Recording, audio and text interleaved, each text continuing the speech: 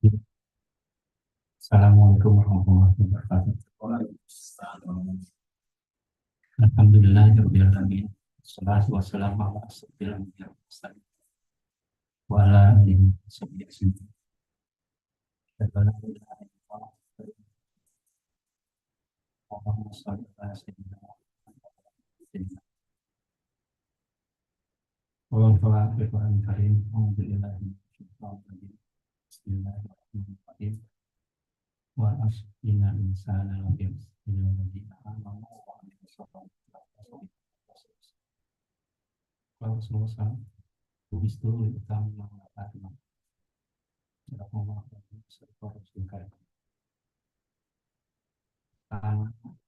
kita ucapkan salam baktas mungkin orang tua kita, orang tuanya Kang Didit. Semoga panjang umur, sehat selalu. Terus pada pulang rumah mungkin kayak gitu. Pada teman-teman semua, ahlan wa sahlan bisa silaturahmi. Jadi silaturahmi ini, masya Allah, manfaatnya besar sekali. Mungkin saya orang yang jarang bersilaturahmi, tapi ada beberapa literatur hadis bahwa silaturahmi ini adalah menyambungkan diri kita dengan Allah Subhanahu wa Ta'ala. Silaturahmi ini menyambungkan diri kita dengan Allah Subhanahu wa Ta'ala. Jadi semakin banyak kita bersilaturahmi, hakikatnya hubungan kita dengan Allah lebih kuat. Seperti tambang lah ya, tambang plastik itu kan ada tambang ukuran 10, 8, 7, ada yang 20, maksudnya 20 mili. Maka semakin tebal, ya, semakin banyak tali-talinya itu, maka dia semakin kuat. Itulah manfaat daripada silaturahmi. Mungkin kita banyak dengar bahwa silaturahmi ini orang yang datang ketika bersalaman, Allah Subhanahu wa Ta'ala akan gugurkan dosa. Selama kita bersalaman, maka dosanya bergugurkan. Ya, kita datang ke rumah teman kita, baik itu yang sehat, maka kita mendatangkan rahmat, membawa rahmat, dan pulangnya membawa dosa-dosa yang ada di keluarga tersebut. Terus silaturahmi juga ini jadi pembuka rezeki, ya, pembuka rezeki, diperpanjangkan umurnya, dipanjangkan umurnya. Terus yang terpenting itu ada rasa mahabbah, ya, ada rasa kasih sayang dari antara yang datang dengan didatangi. Apalagi kalau misalnya yang kita datangi ini orang sakit, ya, maka ini kayak orang yang berenang di lautan rahmat. Ya. Jadi insya Allah mungkin saudara-saudara kita atau teman-teman kita ada yang mendahulu meninggalkan kita, ya kita mengucapkan banyak belasungkawa doa dan kita bersyukur pada Allah Subhanahu wa Ta'ala kita dikasih kesempatan, ya, masih bisa bernapas, masih bisa menghirup, bisa menarik napas, mengeluarkan napas. Karena kalau kita sudah bisa menarik napas, terus kita nggak dikeluarin lagi, atau kita keluarkan napas tersebut, kita nggak bisa naik lagi, maka kita meninggal. Tadi Allah Subhanahu Wa Taala, ya, mungkin di sini bukan ceramah lah, lebih cenderung sharing pengalaman saya. Saya sama dengan teman-teman semua di sekolah umum, bukan dari pondok, dari dulu sempat kuliah juga di Gunadarma sama UI. Terus kita senang ya kajian-kajian lah gitu, kajian-kajian. Kemudian teman-teman di Thailand, di Malaysia, di Singapura. Dan dari sana mulai mengembangkan ini sama ke bidang hukum. Jadi alhamdulillah saya ada pondok pesantren mungkin di ujung Burung. Sebagian teman-teman kita kayak Kang Jafar udah silaturahmi kampus nanti silaturahmi ke pondok. Ya, insya Allah kita lanjut. Tadi yang pernah Subhanahu wa Ta'ala. Allah Subhanahu wa Ta'ala ini zat segala-galanya. Jadi kalau kita dulu pernah belajar matematika, ada A sama A aksen. Kan dulu.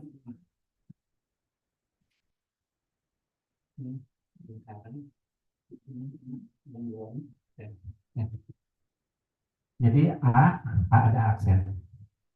Ini kalau kita umpamakan, ini A, ini Allah.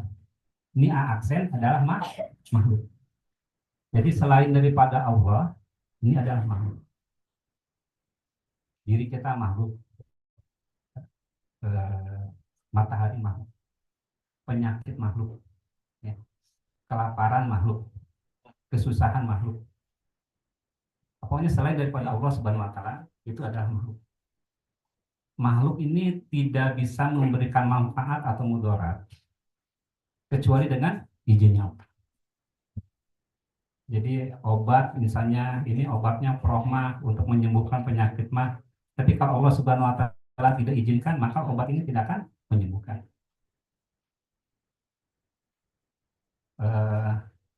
Peluru misalnya atau misalnya air aja. Air ini kalau misalnya Allah tidak berkehendak untuk menghilangkan haus, maka dia tidak akan haus-haus. Ya. Misalnya dia minum, tapi Allah dicabut sifat hausnya, maka dia tidak akan haus-hausnya. Jadi makhluk ini bergantung berhajat pada Allah Subhanahu, berhajat pada Allah Subhanahu wa Ta'ala. Dan Allah tidak berhajat pada makhluk. Ya.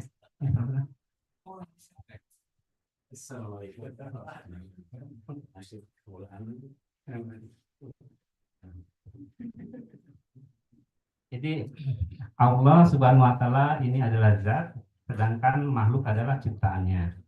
Ya, malaikat, jin, terus para nabi juga makhluk. Jadi semuanya bergantung pada Allah Subhanahu Wa Ta'ala. Jadi sekali lagi makhluk tidak dapat mendatangkan manfaat atau mudarat kecuali dengan izinnya Allah. Allah bisa memberikan manfaat, ya, terhadap makhluk tersebut dengan izinnya. Manusia dapat menerima manfaat dengan izin Allah, ya, dengan izin Allah. Misalnya gini,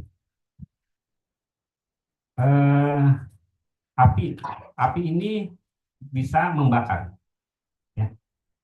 Tapi kalau Allah Subhanahu Wa Taala tidak mengizinkan api ini membakar, maka Nabi Ibrahim juga tidak membakar. Hakikatnya api ini membakar. Tapi kalau sifat apinya disebut sama Allah Subhanahu Wa Taala, maka api tersebut tidak bisa membakar. Jadi terus Nabi Yunus, kita tahu dimakan ditelan sama ikan paus selama kurang lebih 40 hari. Di sana tidak ada makanan, mungkin tidak ada udara. Tapi kalau Allah Subhanahu Wa Taala berkehendak, walaupun tidak ada udara, tidak ada makanan, Nabi Yunus masih tetap hidup. Jadi yang mengatur semua di dunia ini adalah Allah Subhanahu Wa Taala. Ini yang perkara yang penting adalah perkara keyakinan pada iman. Jadi alim ulama mengatakan bahwa kita meyakini asbab, ya, ini adalah termasuk syirik. Ya. Kita misalnya haus nih, kita minum air. Kita yakin yang menghilangkan haus adalah air, maka akan timbul rasa syrik pada diri kita. Yang menghilangkan lapar dengan cara makan. Maka kalau ada keyakinan bahwa diri kita tuh hilang laparnya karena makan, itu termasuk syirik. Tapi kata alim ulama juga katakan bahwa meninggalkan asbab itu adalah haram. Ya. Udah saya nggak akan makan karena takut syirik. Saya tidak akan minum takut syirik. Saya tidak makan obat takut syirik. Itu dia salah. Ya. Jadi kita padukan antara hakikat dan syariat dan hakikat yang bisa dipadukan. Jadi caranya gimana? Supaya di diri kita tidak ada rasa syirik dan tidak ada haram pada diri kita, maka sebelum beramal, sebelum melakukan sesuatu, kita senantiasa berdoa pada Allah Subhanahu wa Ta'ala. Kita mau minum, makanya berdoa dulu. Kita mau makan, berdoa dulu. Ya. Terus kita mau makan obat, kita berdoa dulu. Tapi tetap, misalnya gini, kita minum obat. Ya Allah, saya ini sakit perut. Saya akan makan obat. Obat ini tidak bisa menyembuhkan perut saya, hanya Allah yang mengizinkan sesuai dengan izin Allah Subhanahu wa Ta'ala. Apabila sembuh, kita tidak akan timbul syirik. Oh, gara-gara makan proma saya sembuh. atau gara-gara minum saya hilang halusnya. Bukan. Tapi semuanya dikembalikan pada Allah. Jadi syariatnya dapat, hakikatnya dapat. Ya. Nah, kembali kita tadi pokok judulnya tuh ciri-ciri orang yang tidak merugi. Semuanya pingin-pingin merugi. Jadi orang yang tidak rugi ini, katanya, bayangin ya, kasih sayang Allah pada diri kita. Ada nggak ya, seorang guru yang memberikan pelajaran, misalnya matematika, besok ujian, ya, besok ujian pelajaran yang telah diberikan 3 bulan ke belakang. Tapi materi tersebut, ujiannya tersebut dikasih tahu. Ini besok ujiannya nomor 1 sampai nomor 10, ini pertanyaannya dan ini jawabannya. Ada kira-kira gitu. Mungkin nilainya 10 semua ya. Besok misalnya kuliah di Kang Gigit, kalau di Tenas, kata dosennya tuh besok ujian matematika, pertanyaannya ada 10, dari nomor 1 sampai 10, jawab pertanyaannya ini jawabannya. Pasti semuanya dari 10. Ya, ya gitu misalnya dulu. Tapi Allah Subhanahu wa taala memberikan pertanyaan sekaligus jawabannya. Ya, sekaligus jawabannya. Yang pertama, kata Allah, semua manusia dalam keadaan rugi. Seperti dalam surat Al-Asr.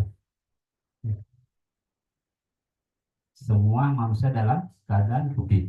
Kecuali, nah itu dikasih jawabannya. Kecuali orang yang beriman, beramal soleh, saling menasehati para yang hak dan sabar. Di sini tidak bisa 3 atau 2 atau 1. Saya beriman saja, tetap masih rugi. Ya. Saya beriman saja dan beramal soleh, tetap rugi. Saya beriman, beramal soleh dan saling menasehati, itu termasuk orang yang rugi. Harus 4-4-nya. Karena dalam surat Al-Asr ini bukan au tapi wa. Jadi semuanya ada. Beriman, beramal soleh, saling menasihati perkara yang hak dan sabar. Ini insya Allah kalau teman-teman ada dalam hatinya amalan seperti itu, maka tidak akan rugi. Tapi kalau tidak ada keempat-empatnya, termasuk orang yang rugi. Ini yang menyatakan rugi ini bukannya apa ya, tukang bakso. Ya. Coba tanya ke tukang bakso. Mang kenapa mang ngelamun? Ya. Oh ya, saya jualan bakso. Ternyata pas jualan bakso, baksonya tumpah masuk gua. Terus berapa mang ruginya? Oh 1 juta. Baksonya tidak bisa keambil, mangkoknya pada pecah, kurang lebih 1 juta. Terus kita lagi naik lagi pada yang atas lagi. Bapak kenapa melamun? Misalnya supir angkot. Saya lagi mobil, saya nabrak motor sampai meninggal.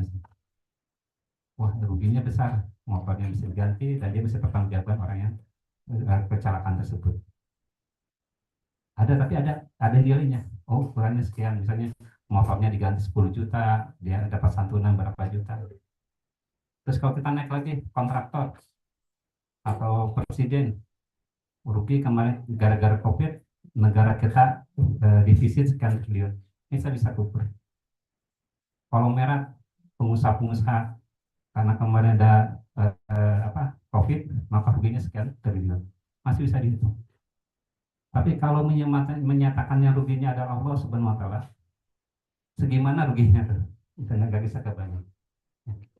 Karena Allah Subhanahu wa taala maha segalanya. Maha tidak bisa terukur. Jadi seperti kita lagi dunia, dunia ini ada awal, ada akhir. Ada awal, ada akhir. Tapi kalau akhirat ada awal, tidak ada akhir. Jadi kalau dunia tuh kita dibatasi kan, di sini ada awal, di sini lahir. Ini, ya. Tapi kalau nanti di akhirat ini kita dibangkitkan di alam kubur sampai ini masalahnya yang jadi masalah itu. Kita turun ke dunia dengan waktu yang sebentar saja, sedikit saja, untuk menghadapi perjalanan atau yang akan abadan-abadan. Tidak ada ujungnya. Ada kisah, dan seandainya katanya penduduk neraka ini mengetahui bahwa siksa di neraka ini ada ujung pangkalnya, ada ujungnya, maka dia akan bergembira. Misalnya ada burung yang memindahkan biji-biji ke satu planet yang lain. Setiap 1000 tahun dia pindahkan, bisa di dunia ke planet Mars. Pindahkan jagung, biji-biji jagung ke planet Mars. Dia pakai burung tersebut setiap 1000 tahun dia pindahkan. Dia 1000 tahun lagi diambil lagi biji jagungnya ambil lagi. Maka dia akan sabar untuk menunggu. Tapi kalau nggak ada ujung pangkalnya, tidak bisa. Tidak bisa. Kapan dia bisa berakhir? Ini kita di majelis ini ya bukan ya, termasuk saya lah, bukan untuk mendengar ceramah yang hebat, tapi kita jadikan majelis ini majelis pikir bagaimana diri kita, keluarga kita, istri kita, anak kita, suami kita, orang tua kita, kalau misalnya sudah punya cucu, cucu kita, tetangga kita, ini bisa terselamat daripada azabnya Allah Subhanahu wa Ta'ala. Ini kita mesti banyak merenung, dikasih kesempatan juga sama Allah Subhanahu wa Ta'ala dibandingkan dengan teman kita yang sudah tidak ada. Kita disadarkanlah, mudah-mudahan hari ini kita disadarkan bahwa hakikatnya dunia ini ada tempat, bukan tempat tinggal ya, tempat meninggal. Nah, tempat tinggal kita adalah di akhir ya. Di dunia ini bohong-bohongan, kalau sakit bohongan, karena sudah sakit kita bisa sembuh. Kalau ketawa bohongan, karena sudah ketawa kadang-kadang kita sedih. Kalau hari ini misalnya nggak ada uang, itu juga bohong-bohongan, besok lusa kita punya uang lagi. Hari ini kita lagi di bawah, suatu saat kita akan di atas. Ya. Tidak yang selamanya susah, selamanya senang, selamanya punya uang, tidak. Tapi akan ganti-ganti. Ya. Jadi kalau saya bicara ini, jadi ini dulu pernah belajar matematika, bilangan terhingga ini adalah berapapun nilainya dibandingkan dengan bilangan terhingga, maka ini akan mendekati 0. Ya.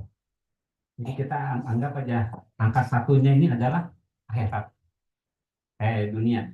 Yang unlimitednya ini adalah akhirat. Jadi perbandingannya sama dengan 0. Ya, mendekati 0. Jadi kalau kita orang yang sakit dikumpulkan dari mulai zaman Nabi Adam sampai sekarang, sampai nanti yang hari pertama, kesakitannya, orang yang sakit karena melahirkan, orang yang sakit karena ketembak, orang sakit karena golok, yang sakit karena jatuh, dikumpulkan semua. Dibandingkan dengan orang yang sakit masuk neraka, maka itu tidak ada banding. Orang sebaliknya, orang yang senang, ya, yang senang dapat hadiah, yang senang punya cucu, yang senang punya anak, yang senang dapat naik pangkat, yang senang dapat uang. Dari mulai zaman Nabi Adam sampai sekarang, sampai akhir kiamat juga dikumpulkan kesenangan tersebut. Dengan kesenangannya orang yang masuk surga, maka itu tidak akan ada bandingnya. Maka tanya orang yang masuk surga, apa yang kamu rasakan waktu di dunia? Maka kesusahannya akan hilang. Orang yang masuk surga ini nanti penderitaan di dunia itu tidak akan pasti lupa gitu. Saking senangnya masuk surga. Jadi hadirin Allah Subhanahu wa Ta'ala, sekali lagi kalau seandainya kita merenungi apa pemberian dari Allah Subhanahu wa Ta'ala, seyoginya kita mesti orang yang bersyukur pada Allah Subhanahu wa Ta'ala. Yang pertama yang paling disyukuri adalah kata alim ulama, bahwa kita ini telah dijadikannya umat baginda Muhammad Rasulullah. Ya. Semua para nabi dulu ya, ingin jadikan umatnya baginda Rasulullah, umatnya di zaman. Tapi kita tanpa meminta pada Allah Subhanahu wa Ta'ala, tanpa mengharap pada Allah Subhanahu Wa Taala. Allah telah jadikan diri kita umatnya baginda Rasulullah. Ini yang pernah syukur. Walaupun kita dalam keadaan susah, dalam keadaan misalnya ada kekurangan, tapi kalau kita pertama aja itu kita mesti orang yang banyak bersyukur pada Allah Subhanahu Wa Taala. Karena umatnya Rasulullah SAW ini umurnya pendek, tapi amalannya ini bahasa Sundanya mucekil ya, karena dikalikan gitu. Dan hebatnya umatmu Nabi Rasulullah SAW, dia dilahirkan terakhir, tapi masuk surganya dia paling duluan. Ya, kita dilahirkan di ujung zaman, tapi kalau masuk surga kita lebih duluan daripada umat yang lain. Semuanya para nabi ingin jadi umatnya baginda Rasulullah SAW. Keuntungannya lagi umatnya Rasulullah SAW, ya, ini bukan hanya sekedar ibadah. Ya. Kita dikasih dua tanggung jawab, yaitu sebagai abid ahli ibadah. Sekolah khalifah sama semua kan, abid ahli ibadah sama dai. Ya. Jadi meneruskan tugasnya baginda Rasulullah SAW. Karena kita ketahui, kita dari Nabi Adam sampai Rasulullah SAW, itu tiap ada nabi maka umatnya akan jadi baik. Ya. Setelah nabinya meninggal, maka umatnya akan jauh daripada Allah Subhanahu Wa Taala. Turunkan lagi nabi, umatnya tambah baik lagi. Nabinya meninggal, umatnya ingkar lagi, terus. Nah, saking pentingnya perkara iman, ini Allah Subhanahu Wa Taala turunkan 124.000 anbiya. Sangat penting. Cuman karena sekarang kan pentingnya apa? Pentingnya uang, ya, pentingnya pertanian, pentingnya apa? Jalan, jembatan, gedung. Tapi kalau di sisi Allah yang penting itu adalah perkara iman. Diturunkan banyak Nabi, bukan untuk mengajarkan bikin jembatan, bikin apa? Bikin perahu kayak Nabi Nuh. Nabi Nuh jago bikin perahu, tapi ke umatnya tidak diajarkan untuk bikin perahu. Nabi Ibrahim bisa pintar bikin patung, tapi tidak mengajarkan pada umatnya untuk bikin patung. Kamu nanti bikin patung jualan. Nabi Idris dia penjahit, tidak mengajar pada umatnya untuk berjahit. Rasulullah SAW juga sama, dia ahli berdagang, tapi tidak pernah mengajarkan pada umatnya, pada sahabat-sahabatnya untuk bagaimana cara berdagang yang bagus. Tapi para nabi itu dari nama Nabi Adam sampai Rasulullah SAW itu mengajak orang untuk taat Allah Subhanahu Wa Taala. Taat Allah Subhanahu Wa Taala. Terus ya semua. Nah, ini sekarang masalahnya apa? Sekarang jadi masalahnya itu kita ketahui bahwa Rasulullah SAW adalah umatnya yang terakhir, nabi yang terakhir. Jadi walaupun sekarang ya, kejadian-kejadian umat ada yang ngikutin Nabi Lut, ada yang ikut Nabi kaum Ad, kaum Sabah, yang membanggakan perdagangan, membanggakan badannya, membanggakan pembangunan.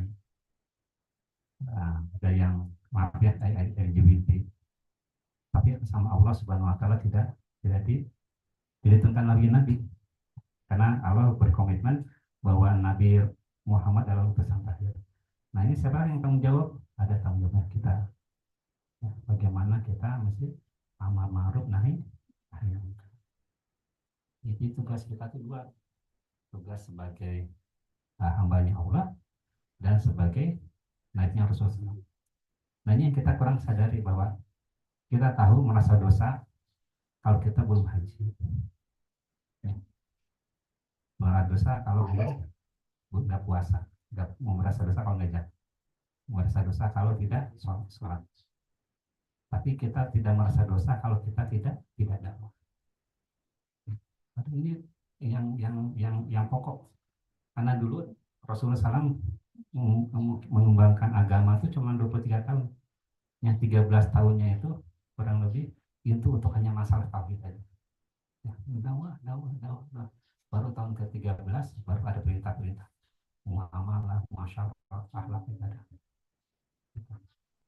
Bisa mungkin di sini mulai sekarang bagaimana minimal lah kita saling menasihati kepada teman-teman kita, pada anak kita. Karena kalau amar ma'ruf ditinggalkan, maka tinggal nunggu kehancuran. Ya. Tapi barang siapa yang saling mengolok-olokkan, maka itu jauh dari pandangan Allah Subhanahu wa taala, memalingkan muka. Ya. Dan barang siapa yang mengagungkan dunia, maka akan dicabut dari kehebatan. Jadi tadi kembali lagi, supaya kita tidak rugi, maka empat-empatnya mesti ada di kita ya.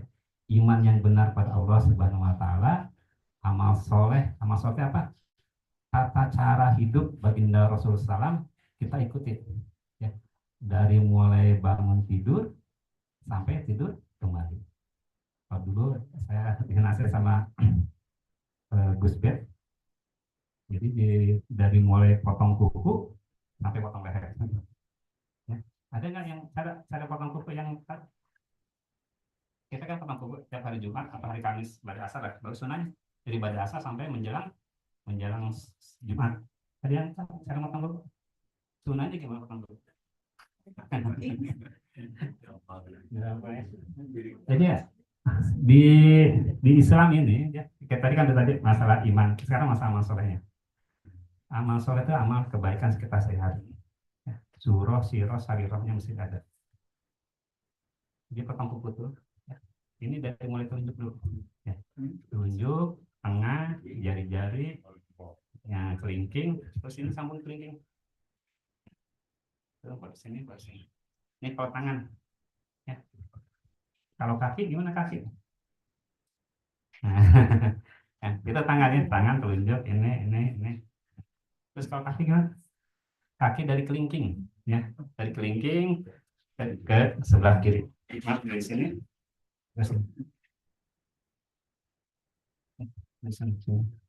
Terus sunnah yang kecil ya, kita yang kecil. Bukan kasih sunnah sih besar ya, tata cara yang kecil.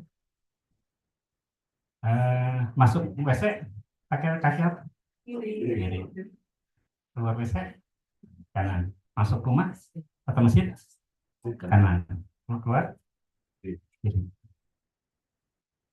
Kalau mas pakai sendal, nah kaki kanan dulu ya, pakai sendal kaki kanan. Kalau keluar buka sepatu, buka sendal kaki kiri.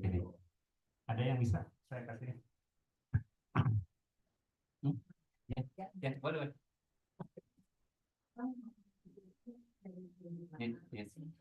Maksudnya pasti kan ada sebabnya. Ya kalau agama ini karena sahabat itu ya samina wa ata'na. Saya juga gak tahu asal jujur gimana ya. Cuman ya begitu. Dari sini. Kita ya saya nggak tahu gimana.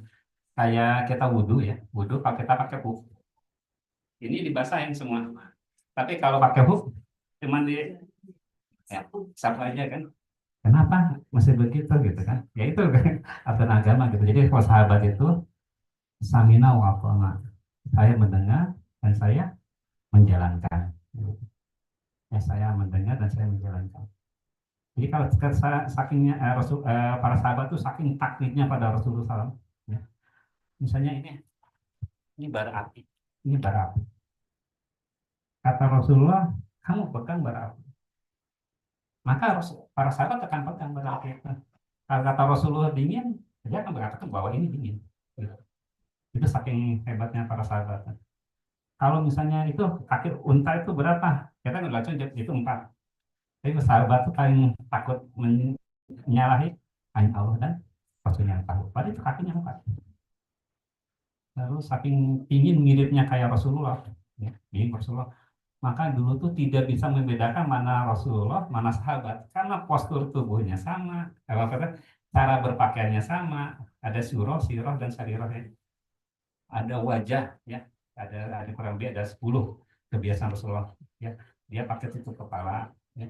Terus dia pendekkan kumis, panjangkan janggut, terus ada cabut ketiak, terus maaf ini memotong tiap 40 hari ya, kemaluan kita, bulu kemaluan kita, terus potong kuku, terus pakai siwak, terus pakai wangi-wangian, itu ada kurang lebih gitu. Jadi ini amal soleh itu amalan yang sehari-hari dikerjakan oleh Rasulullah SAW. Ya, amalan yang dikerjakan ada syuroh dan syarif. Ada penampakannya, postur tubuhnya kayak gimana, terus ada kebiasaannya, akhlaknya kayak gimana, terus ada amalnya juga. Ya. Boleh biar sedikit tapi mengenai. Ada yang mau ke depan? Ada kerasnya, Pak. Kerasnya. Ada sendal. Ini tisu. Ini perkara sunat perkara kita besar sih sebenarnya. Ini maaf ya. Ini biasanya kan di kamar mandi ada sendal kan khusus ya. Karena sunahnya kalau di kamar mandi masih ada sendal. Ini WC. Ya, siapa mau praktek? Jadi masuk WC kaki kiri ya. Kalau pakai sendal kaki kanan. Siapa bisa depan?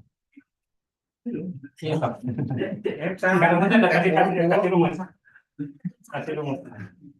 Masuk WC, ini yang mau jakar aja. Ini ada pintu. Masuk WC kaki kiri, keluar WC, pakai sendal kaki kanan gimana? Kalau pakai sendal, Ya. masuk WC pakai kaki kanan. Enggak, ya gini rumusnya kan ini rumus. Masuk WC kaki kiri. Jadi Ya. keluar kanan. Ya, keluar kanan. Saya pakai sendal di dalamnya kan di WC ada sendal. Sunahnya pakai sendal. Kalau pakai sendal kaki kanan. Gimana caranya? Jadi saya biasa begini supaya lebih ini biar satu tapi rumusnya masuk. Oh iya, anggap sendal. Ya. Nah, masuk biasa kan kaki kiri, tapi pakai sendal kaki kanan. Gimana? Tuh senang ada tadi tuh Ya, nanti kan masuk ke as nanti ke doang nanti. Kalau hubusi, Pak. Kalau ini modal Hubusi kursi walau hadis. nah itu langsung Kakinya kan masih kaki kirinya masih kaki kiri. kaki kiri lah masuk. Ya. Kayak mau ke sana gitu, salah.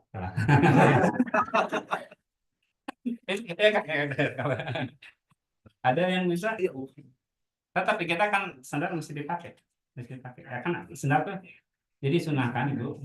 Jadi ada khusus sendal buat di WC, ada sendal buat di rumah. Ya, jangan disamakan. Kalau itu kan najis. Jadi kalau masuk WC sunahnya itu dibasuh dulu. Supaya kalau kita ada cipratan najis itu tidak masuk ke koin. Minimal ada tameng lah pakai air. Jadi bagus kalau belum masuk WC itu ada keran di ember disiram dulu. Minimal segini. Ya nanti kalau kita buang satu atau dua itu tidak kecipratan tidak langsung ke kulit. Ada ibu-ibu Cap. Biarin dah ini masalah tiap hari yang dia dikerjakan tiap hari. Tapi kalau kita kerjakan sesuai dengan sunnah ini jadi amal. Ini kan WC. Ya, ini batas WC. Nah, ini Pak. Ya, batas WC ini. Ya. Sana. Tapi kaki kan masih di atas sendal. Ya. Masih di atas sendal. Yang ini ya kaki kiri. Ya. Mesti di atas sendal. Iya. Oh, bukan. Oh. Kirain ini kan untuk WC. Iya, biasanya kan tiap kita masuk WC itu kaki kita mesti pakai sendal. Saya kasih tahu.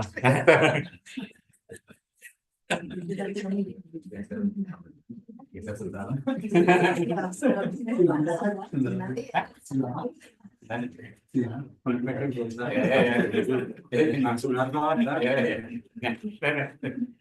Yang gini, bismillah ya. Ini batasnya, batas. Jadi caranya ini yang sehari-hari. Jadi kita masuk kaki kiri kalau mau hubusi, baik. Injak sendalnya. Nah, ini pakai. Ya. Terus baru ini. Ya. Terus kalau kita keluar WC, kan keluar WC itu kaki kanan ya. Sedangkan buka sendal kaki kiri. Jadi bukan mungkin ini lepas, terus injak. Ya, jadi lepas, injak, terus ini ya.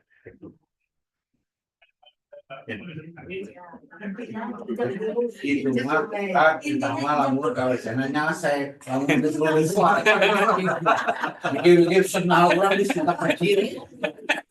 Tapi udah kebiasaan kan? Ya, hebatnya Allah kasih tanda. Maaf ya, kalau mau mules itu kan mau pipis, kasih tandanya jauh lah. Kayak pohon, pohon tuh nggak langsung tumbang, tapi ada tanda-tanda pohon. Nah, sekarang pertanyaan lagi, kalau masuk rumah, ini rumah, ini sendal. Masuk ke rumah kaki kanan, buka sendal kaki kiri. Gimana? Itu dia tadi goblok terus kamu yang Beda ada ya misal sunnah ini katakan kalau kita lagi kecil lagi SD, sunnah ini adalah kalau kita kerjakan dapat pahala, kalau kita tinggalkan tidak ada apa-apa kan gitu ya. Tapi kita mindsetnya sekarang berubah, kalau kita dikerjakan dapat pahala, tidak dikerjakan rugi. Rugi kalau misalnya orang yang dapat pahala kita tidak dapat untung nol, berarti kita rugi. Sunnah ini 24 jam ya. Ada dari mulai ya tadi lah mulai potong kuku sampai potong leher, cara potong ayam, satu potong kambing, terus cara sampai meludah ya, sampai meludah juga ada caranya ya. Meludah ini ke kiri. Tapi jangan sampai kita lagi bawa mobil ini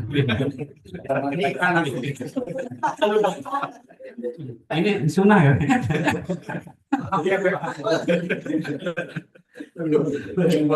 Kasihan nanti yang korban yang di sampingnya istri, tapi bagus dia pakai tisu. naik motor kayak gitu kan, kaki kiri itu tukangnya pemajikan.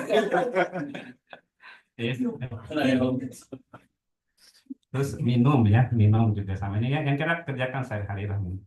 Minum ini kita jangan kalau saking hausnya langsung kayak unta gitu ya. Minum itu bagusnya kita Ditotor. ya, Bismillah, alhamdulillah, Bismillah lagi, alhamdulillah, ketiga ini. Nanti insya Allah kalau kita kerjakan sunnah, maka jadi berkah dalam hidup kita, bertambah sehat. Terus kalau kita makan juga ya, makan bagus. Kalau kita sebelum makan pakai cuci tangan dulu. Ya. Terus kalau bagus, sarankan saya sih pakai tangan ya, jangan pakai sendok. Pakai tangan.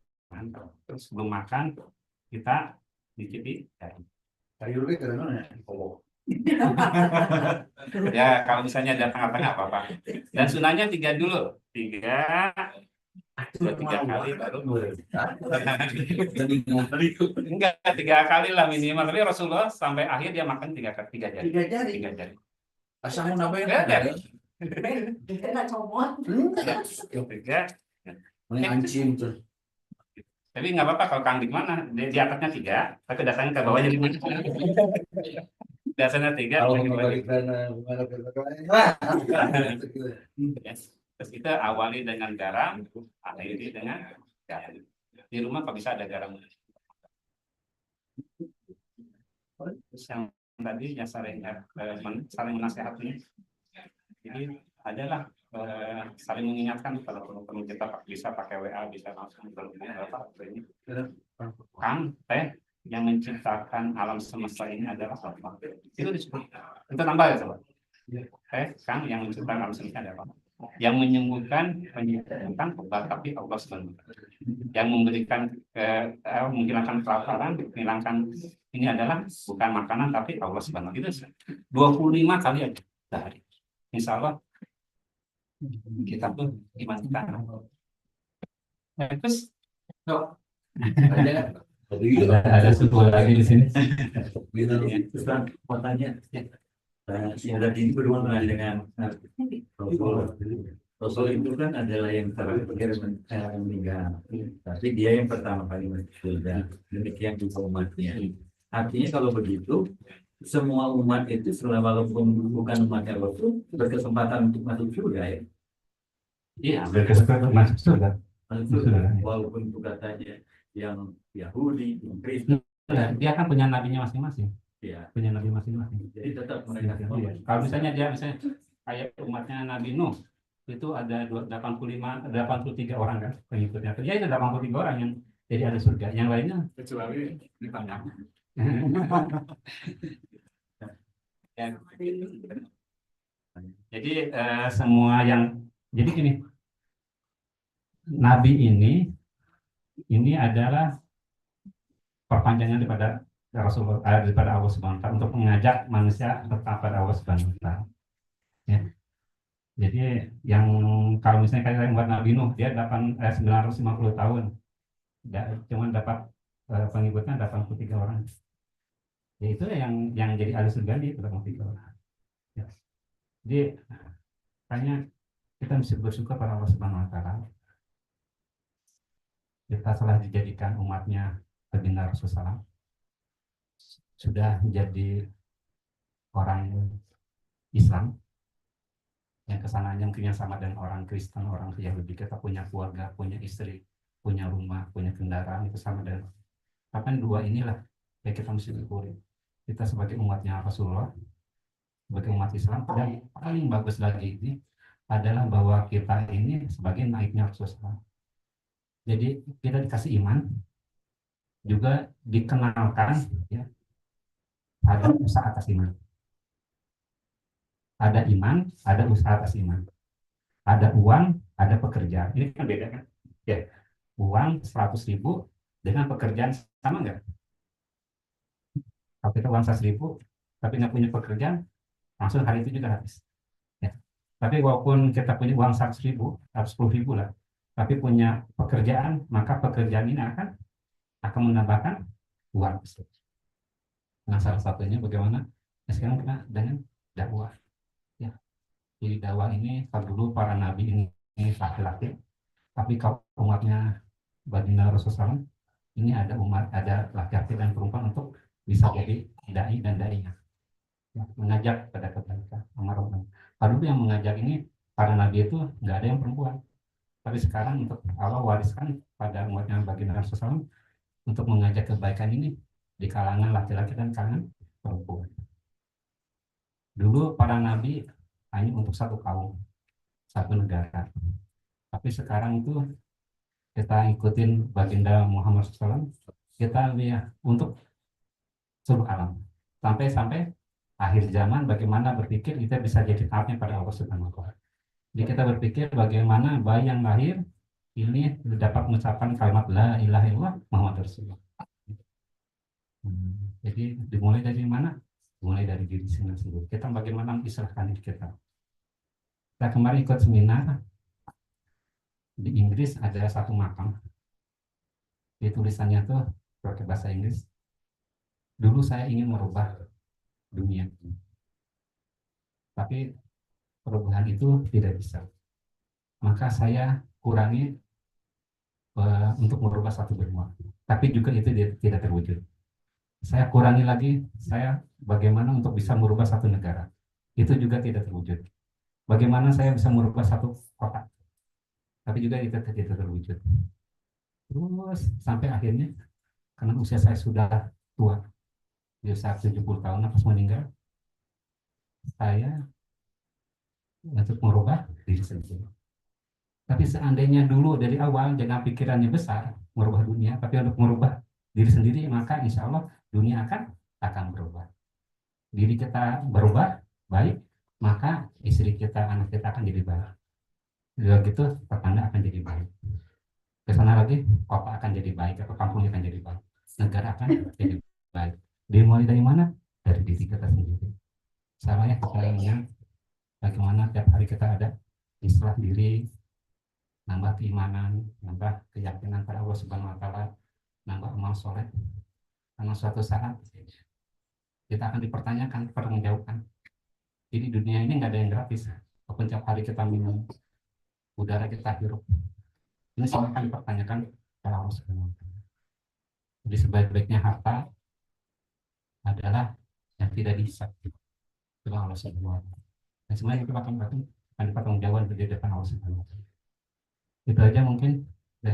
Ini kan tadi jam 9, mudah-mudahan apa yang saya berikan ke saya ini sebenarnya sharing ini bermanfaat. Jadi bagaimana dari mulai saat ini kita persiapkan lagi untuk kehidupan kita yang lebih besar.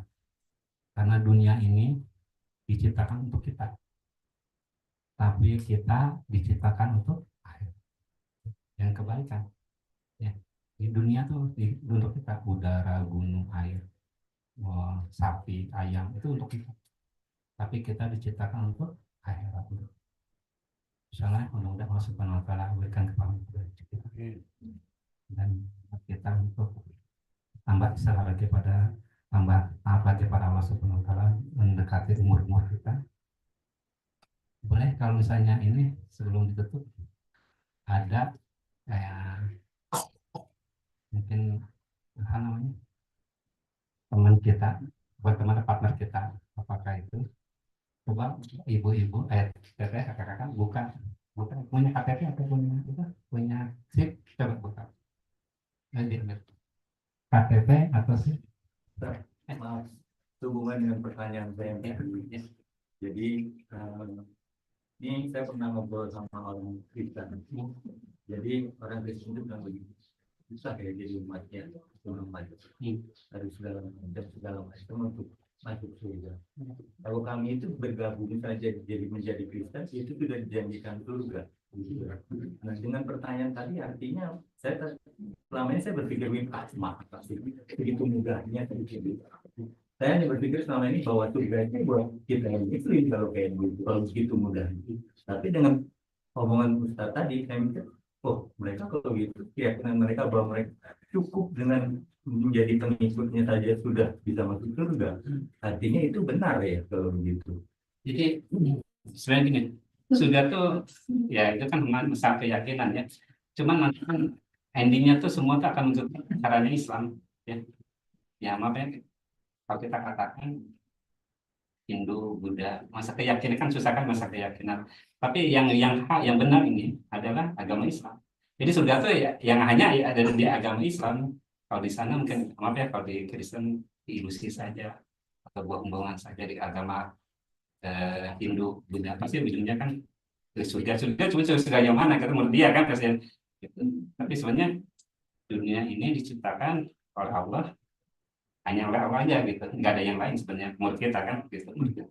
Surga juga hanya yang dibikin oleh Allah Subhanahu wa taala.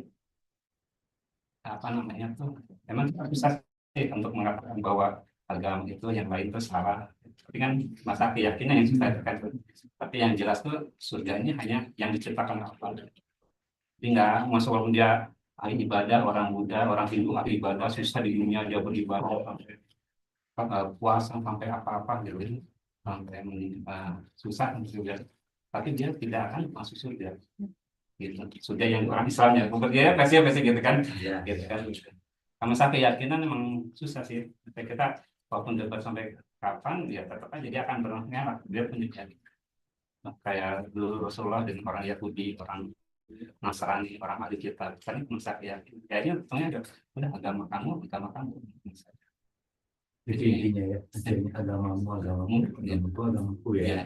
Ini. Karena kalau kita debat, ya susah sampai kapan? Kan masa keyakinan.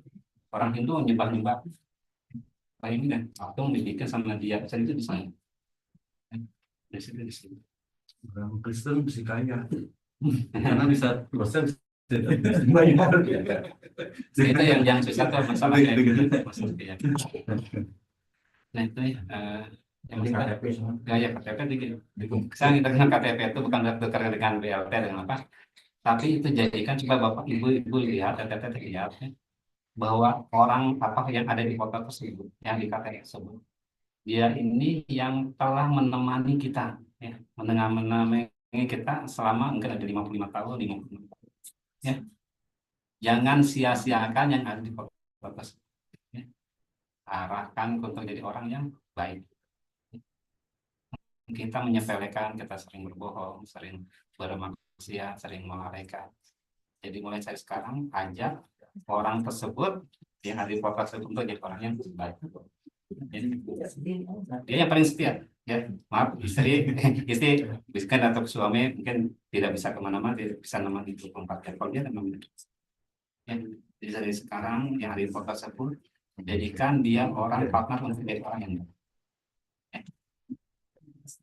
Ya. Itu aja mungkin sebenarnya yang Satu dong.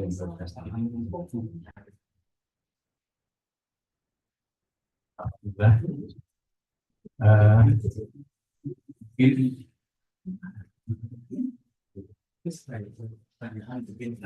Diskusi.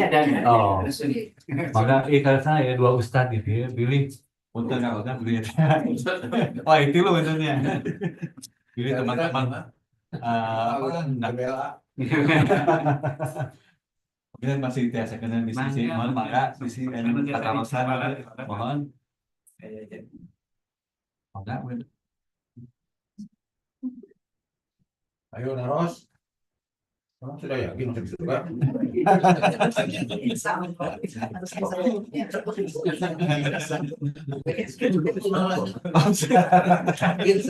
Assalamualaikum warahmatullahi wabarakatuh.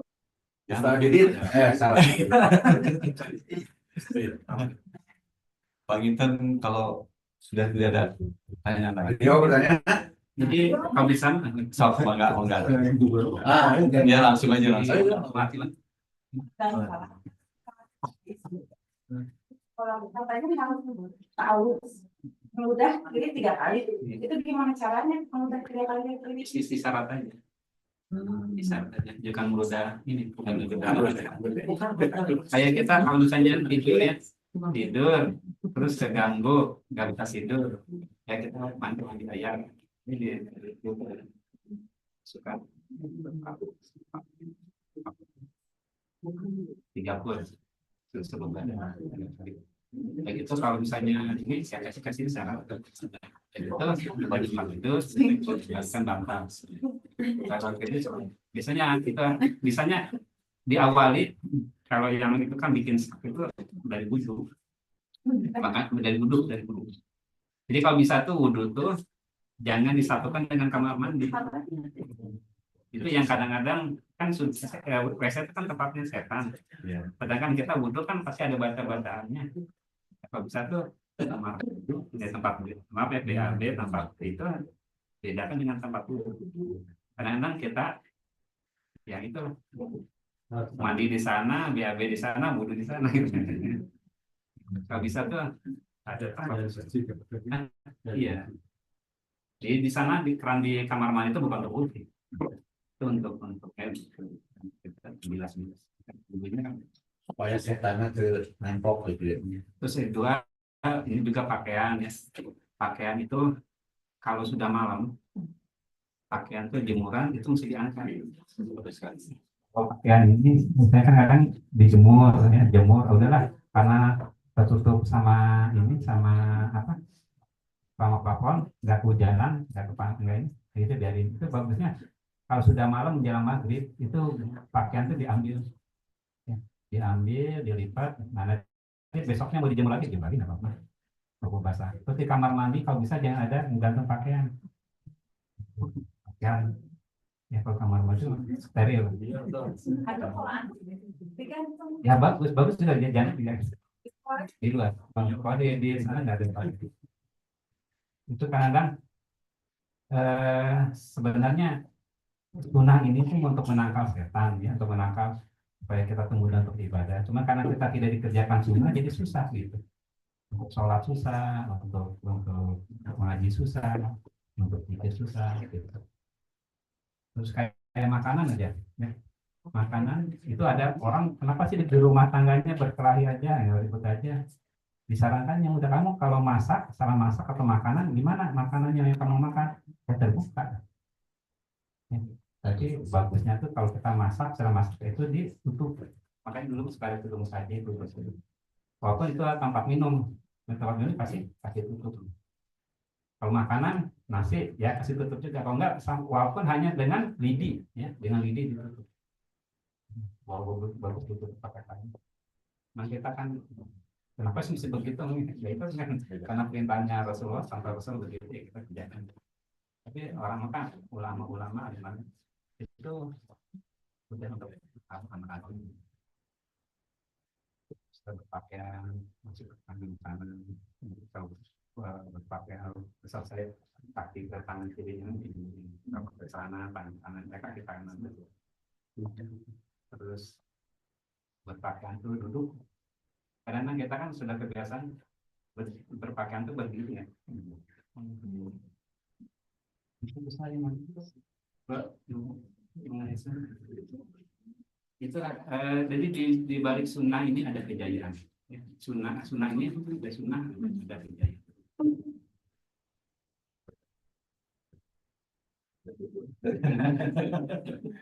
Balik sunnah ada kejayaan.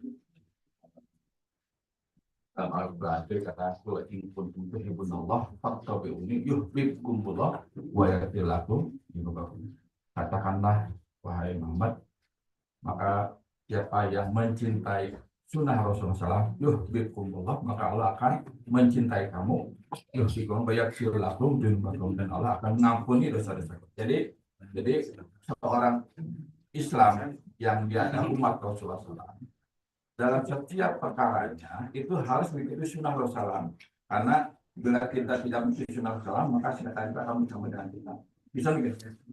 Diusahakan banyak kita disarankan bahwa setiap perkara, awal perkara itu baca katakanlah Bismillahirrahmanirrahim, tawakkaltu Allah, la haula wala quwwata illa billah. Maka itu adalah permohonan Allah dan setan itu akan menjauhi dari diri. Begitu juga misal dalam keluarga, hubungan suami istri, kadang-kadang mungkin lupa atau kita sudah terlalu pandai gitu kan, maka ada datang ya Rasulullah, istriku bengkak-bengkak dan berdarah. Maka kata Rasulullah, apakah kamu ketika malam tadi berjima dengan istrimu membaca Allahumma jahil syaitan wa janibis syaitan marojak tanah? Lupa ya Rasulullah, itulah setan menyetubuhi istri kamu. Setan menyetubuhi kepada istri kamu. Jadi jangan kita berpikir ketika makan tanpa baca bismillah, maka makan aja secara dohir ya dimakan oleh kita, tapi secara lahirnya untuk menggabungkan setan. Maka ketika para sahabat tuh ya tahu ilmunya, ketika dia baca makanan apa-apa sudah dimakan, maka saat akhirnya baca bismillahi awalahu wa akhiru, maka setan langsung memuntahkan makanan dia tadi makan, ya, dia bersama-sama dengan kita. Ini penting. Jadi amalan-amalan itu kan kalau dalam surat Al-Asri itu kan innal insana lafi khusr, semuanya demi masa, demi waktu, dari hari ke hari, dari detik, dari jam, dari hari, dari minggu, dari sampai bertahun-tahun. Yang namanya waktu, manusia semuanya kadang rugi. Apakah orang kaya dia rugi, jangan istrinya juga rugi, orang miskin tiba-tiba kaya dia rugi. Di mata Allah yang sifatnya dunia itu adalah kecuali orang yang beriman dan beramal soleh. Jadi amal soleh amal yang mengikuti sunnah Rasulullah SAW. Jadi kalau kita tidak mengikuti sunnah Rasulullah tidak dikatakan amal soleh, mungkin dikatakan amal salah. Gitu ya. Jadi tadi untuk menambahkan bahwa setiap perkara itu senantiasalah kita baca Bismillahirrahmanirrahim atau Bismillahirrahmanirrahim, la haula wala quwwata illa billah aliyil azim. Ya kalau yang namanya kita dalam sholat ingat apa-apa itu bisa dijelaskan alasan ketika kita takbir Allah. Mungkin makanya begini. Dalam satu hadis dikatakan apabila azan didengungkan maka setan itu akan lari terkentut-kentut. Itu dalam hadis itu. Ya. Akan lari terkentut-kentut. Maksudnya apa? Kentutnya setan itu menutupi telinga orang-orang Islam ini supaya seolah-olah tidak mendengarkan suara azan gitu kan. Ngomong azan, nguklopek gitu kan, ngobrol kasih itu kali rame kena izin pegawai mana gitu. Itu ditutupi oleh setan. Tapi ketika seseorang dalam hadis terkadang seseorang itu baca takbir Allahu Akbar, maka setan mendekati. Lalu diingatkan oleh setan, kamu ingat nggak ini dan itu? Anu leungit jadi, nyata ketinggalan di mana? Iya gitu lah, ingat bukan kanan. Ya sesuatu yang tidak ini tuh jadi semuanya ada dalam sholat kita gitu kan. Apa bedanya takbir ketika azan dan takbir ketika sholat? Jadi kata alim ulama, takbir ketika azan itu adalah dakwah. Jadi kalau orang dengar dakwah, setan itu paling takut dengan dakwah. Mungkin kalau kita mengajak dakwah. Lalu kalau takbirnya ketika azan kita sholat adalah ibadah. Ya, maka ibadah dan dakwah itu sangat berbeda. Ya. Jadi tadi katakan bahwa uang Ya, kita tahu 100 uang, ya, 1 juta uang, 10 miliar uang, tapi nilai intrinsnya berbeda gitu kan. Nah, begitu juga iman juga, orang yang sholat akhir waktu beriman. Orang sholat di rumah beriman. Orang sholat di masjid beriman, tapi imannya beda. Ini imannya berbeda gitu. Yang ini yang jadi masalahnya adalah imannya berbeda. Nah, ketika iman berbeda ini, apakah kita ingin husnul khotimah atau tidak gitu? Kan kita selalu doa, Allahumma inni as'aluka husnul khotimah, ya Allah, aku mohon kepada Engkau matikan akhir yang baik. Nah, tapi akhir yang baik itu dalam iman yang gimana gitu? Al iman yazid yang khusus, iman adalah yang naik dan turun kan. Nah, kalau imannya dalam keadaan naik, insya Allah husnul khotimah. Tapi kalau imannya tidak naik,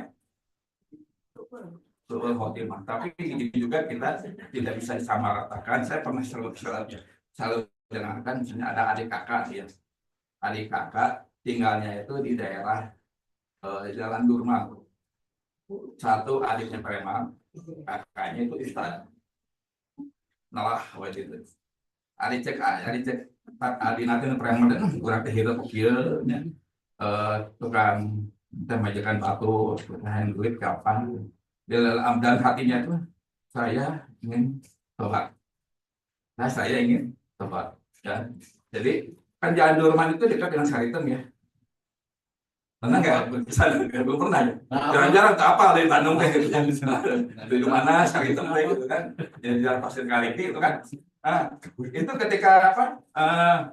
Si adiknya itu, saya ingin bertobat. Kemana? Dari Saritem dia berjalan ke Masjid Agung, gitu kan? Dia jalan serima di bagian. Terus lanjutnya teh. Wah, orang teh sampo poe ngajar barudak ngajar umat gitunya.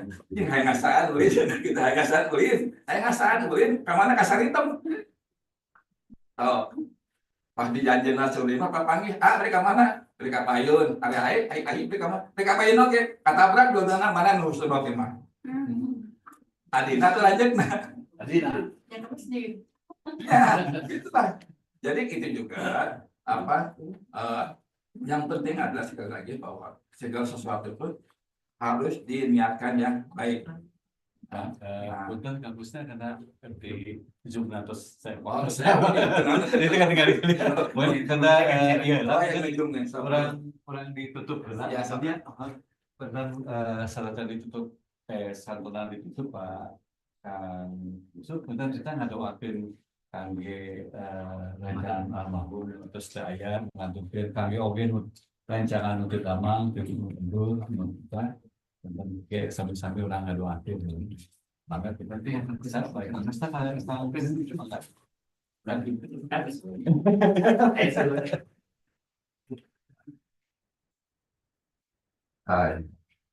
alhamdulillah. Jadi Abdul doa itu alhamdulillah.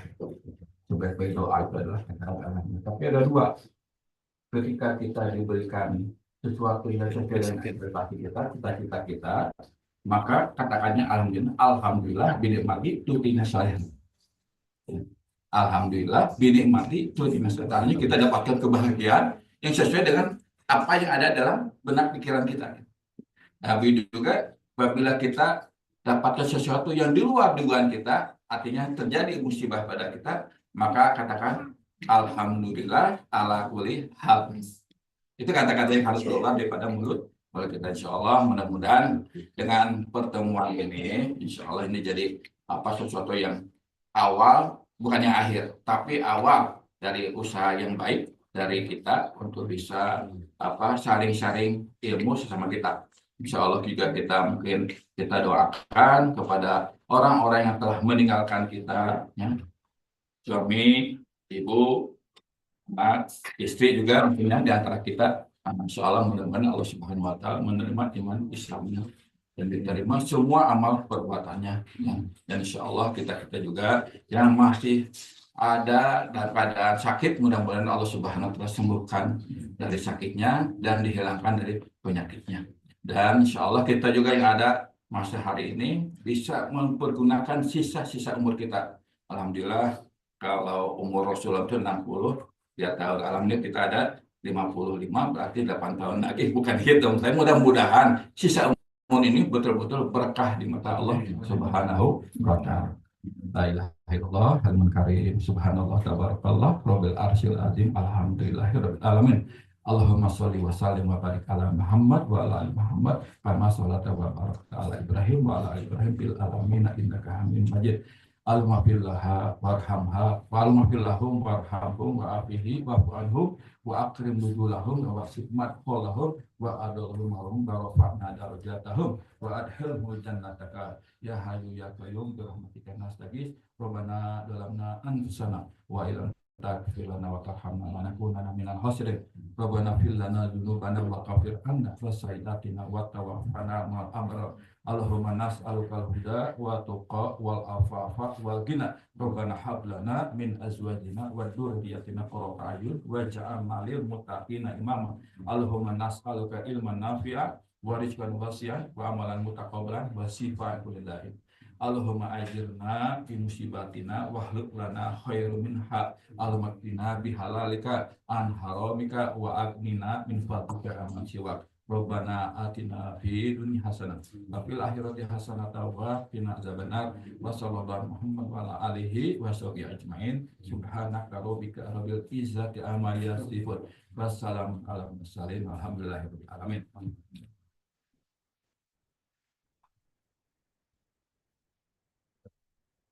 Bebas.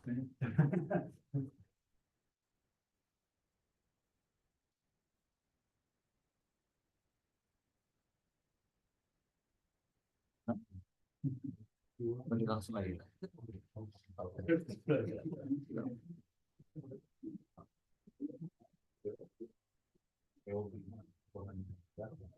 Udah langsung diputusin sih.